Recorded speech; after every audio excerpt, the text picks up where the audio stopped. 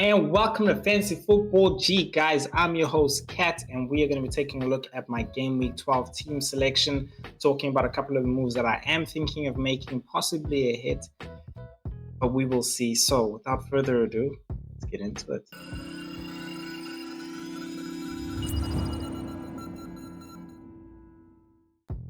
All right, guys, relax, because the sun is out and my guns are out. For those of you who don't know, I'm all the way in South Africa and it is summer this side, so the sun is really out. It is hot. So you will be seeing me with a couple of sleeveless shirts, t-shirts. That's just to answer my brother who's asking me where my Arsenal t-shirt was last time.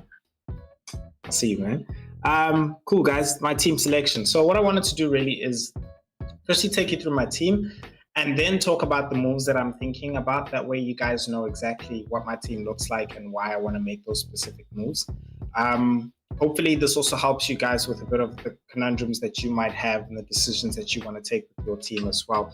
But I will be making my moves very much all the way down to the wire of the deadline this Game Week 12. So in goals, I've got David Raya for this game week. Fabianski's going to be on the bench.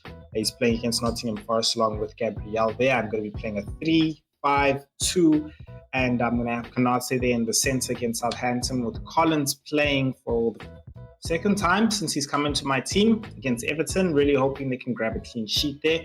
And on the defence, on the bench there, I've got Aiden Nuri and Pedro Porro. I just don't feel like Aiden Nuri is going to... Look, he's good. You know, he moves around basically like the left back number 10, quite frankly, going around everywhere. And I think, of course, if there is like an opportunity, he could definitely be involved there. But I just feel like there's a lot more potential to get a clean sheet with Collins. Yeah, fine. Brentford's defense have not been the best at all. We know this. But I mean, at the same time, Everton's attack hasn't necessarily been the best as well. So I'm really hoping that necessarily cancels each other out and we get a clean sheet there. In the midfield, I've got captain Mo Salah against Southampton. And then I've got Bruno Fernandes there against Ipswich away. Then Rodgers against Crystal Palace at home. And I got Mbeumo there. And I've got Semenyo on the far right-hand side of your screen. Then in my strike force, I've got Cunha and Wisa there with Solanke on the bench. So that's my team. Right now, there are a couple of moves I'm thinking about, and the reason why I mentioned I was even thinking about taking it is because I really want to target the bottom teams, promoted teams. Quite frankly, I just feel like there's a lot of opportunity because I feel like good teams are actually playing those teams. For example, Manchester United is playing Ipswich. You know, that's opportunity. Southampton is playing Salah. That's an opportunity, and Chelsea is playing Leicester. That's an opportunity. Depends how you really take it. So let's take a look at what are my transfer thoughts. First things first, the transfer that I definitely will be making is bringing in Cole Palmer. He has been spotted to be in training. So I think we all knew this really, that, you know, there was a high chance of him playing. He did complete to be 90 minutes in game week 11. So he's had 2 weeks off. It's definitely okay. He's been training. So I'm definitely going to be bringing him in. But at the same time, I do want to wait until the wire just to make sure, because they are playing against Leicester as the first game of Saturday. So maybe get some team news, maybe not. But that's a substitution that I'll definitely bring in. Now, the hit comes in where I really want to take out Solanke, and I want to bring in Jackson because they're playing against Leicester, and I think there's going to be goals involved there. So I think Jackson, of course, will also definitely be involved in those goals. Yeah, I just feel like it's an opportunity to take over there.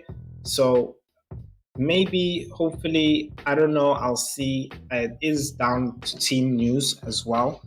I don't think there was anything wrong with Jackson, but it's also just, you know, being cautious. And this is a very going to be a tough time, and I don't think I can afford to be making the wrong decisions, because I think this period is the time where it makes or breaks team seasons. So that's why I'm really looking at, taking the opportunities that are there. And I've always said, like, if I take a hit, it's because I believe that person can make 8 points. So he can cover that 4 points and make an additional 4 points. So I think that's what Jackson can do in this fixture. Then thinking about other decisions that I could make, another thought was bringing in a Isak for Solanke and a Pedro for Hall, because Newcastle plays against West Ham at home. Isak is in form both internationally and in club scene as well. So he has risen in price, 8.5 now. Hall is at 4.4. And the reason why I would need to make that move for Hall is because I wouldn't be able to just make this move for Isak in 2 moves, being a Solanke out for Isak and a Pedro and a Semenyo for Palmer. I would have to free up some funds. So the way I'd do that actually is by taking out a Pedro Porro and bringing in Hall. And I would actually play Hall in front of Collins. That would be 8 points. But again, I truly do think and believe that the guys can make those 8 points back. So those are my thoughts. I don't know. I think you guys let me know what you think. Definitely going to be making that Palmer move. But I'm just going to see and wait, what team news is like and see. And if I think there's a real opportunity there, then I definitely will be going for one of these actual hits. So yeah, you guys, you let me know what you think actually. But yeah, if you guys want to know who are the best midfield assets to go for in your Game Week 12, then you should be checking out this video. I did this for you. And if you want to check out who are the best defensive assets and who are best Trent replacements, then you should check out that video over there. And I will see you guys in the next video. Peace.